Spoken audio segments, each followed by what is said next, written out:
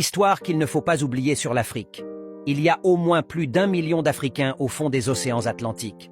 C'étaient des hommes et des femmes Yoruba, Peul, Bantous, Mandingues, Malinké, qui ont été jetés par-dessus bord par des marchands d'esclaves européens.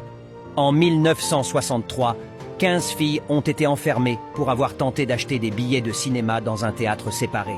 Elles ont été attaquées et arrêtées par la police et détenues dans des conditions horribles pendant 45 jours sans voir leurs parents. Les esclaves qui ont osé parler contre leur maître ont subi la punition du masque de fer.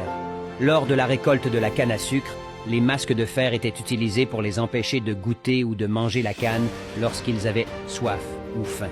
En 1960, Ruby Bridges, la première élève à fréquenter une école auparavant entièrement blanche, a été escortée par des fédéraux. Une foule blanche déchaînée s'est rassemblée pour protester contre son arrivée, criant des insultes et des menaces haineuses.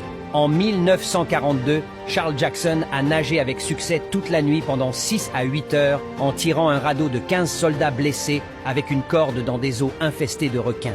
Il a été le premier nageur noir à recevoir la médaille d'héroïsme de la marine en 1943. Alexa Canada est devenue la première femme noire à devenir neurochirurgienne en 1981.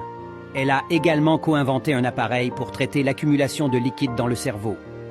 Après avoir été libéré honorablement, Isaac Woodard, un vétéran de la Deuxième Guerre mondiale, a été attaqué par la police de Caroline du Sud en 1946. Il était resté aveugle toute sa vie. Les officiers ont été acquittés par un jury blanc.